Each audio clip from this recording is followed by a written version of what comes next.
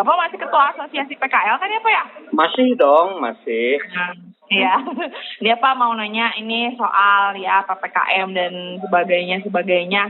Gimana nih Pak dengan PPKM yang diperpanjang walaupun mungkin sepertinya sampai hari Minggu, mudah-mudahan nggak lanjut lagi nih ya. Nah, gimana Pak untuk PPKM di Kota Bandung Pak? Siap.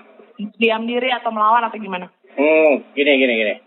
Pada hari Selasa kemarin, ketika ada isu demo-demo itu ya, itu teman-teman PKL sebandung banyak yang terprovokasi, mau turun ikut dengan teman-teman yang menyalurkan aspirasi ya.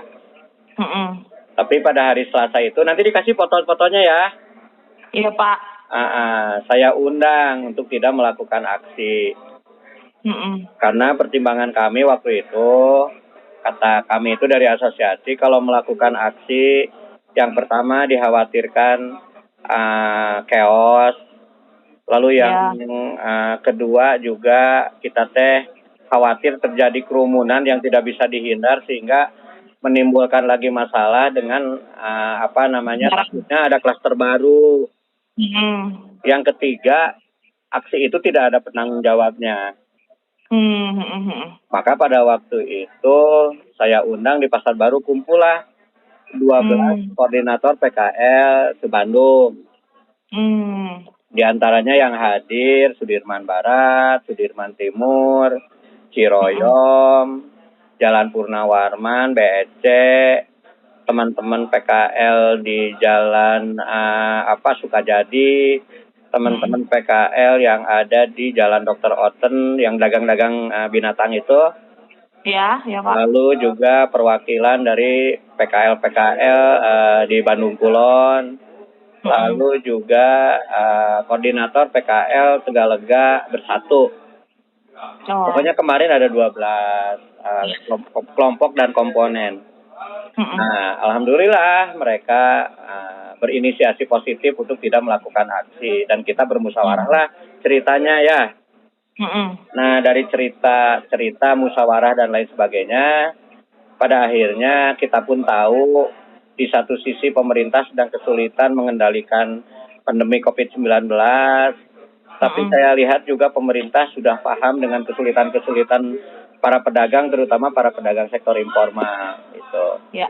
Nah, pada akhirnya dengan berat hati kita memutuskan mulai hari Kamis kemarin itu kita berdagang. Kita berdagang, lalu juga menerapkan protokol kesehatan yang ketat, baik sesama pedagang ataupun mengingatkan kepada pengunjung dan pembeli yang belanja itu. Dan alhamdulillah mereka sekarang berdagang di lapangan. Bisa dicek di Kebonjati, di Sudirman, di Cicadas juga sudah mulai ya Pak? Purnawarman. Kenapa? Cicadas juga udah ya? Kemarin Cicadas tidak hadir. Oh gitu. Ya. Tapi yang lain-lain datang ya Pak?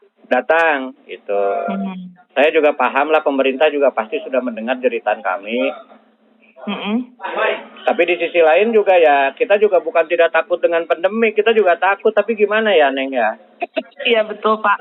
Tidak ada jalan keluar. Betul. Gitu. Pak, selama yang kemarin tuh, yang PPKM yang 2 minggu kemarin, berarti kan sama sekali nggak jualan ya Pak ya? Sama sekali tidak jualan Neng, karena Akang juga heran.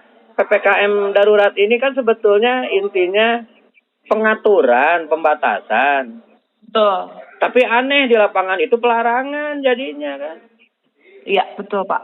Nah itu. Kan jam jualannya kayak gitu-gitu ya Pak, sebetulnya masih bisa. Tapi diatur sebetulnya ya. Seperti itu. Nah pendapatannya Pak selama yang 2 minggu itu gimana nih Pak? Ada curhat-curhat dari para pedagang nggak Pak? Ya nggak ada pendapatan, itu berarti pendapatan.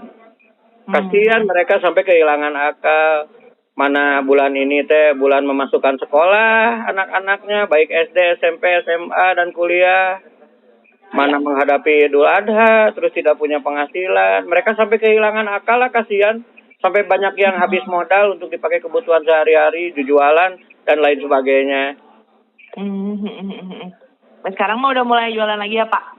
Udah mulai jualan lagi, tapi juga ya masih sepi lah. Tapi ya alhamdulillah lah berjualan lagi. Minimal ada peluangnya ya Pak ya. Ya, itu seperti itulah Neng. Iya. Pak, ini jangan sampai sih, tapi kalau misalnya ternyata PPKM-nya dinilai untuk dilanjutkan lagi, gimana nih Pak? Iya, kan pemerintah punya indikator-indikator dilanjutkan dan tidak. Ya. Apalagi saya juga mendengar pernyataan dari Pak Presiden, Pak Jokowi, bahwa ini ada dua sisi yang harus diselamatkan. Antara keselamatan dan kesehatan dengan ekonomi dan kebutuhan masyarakat, seperti itu.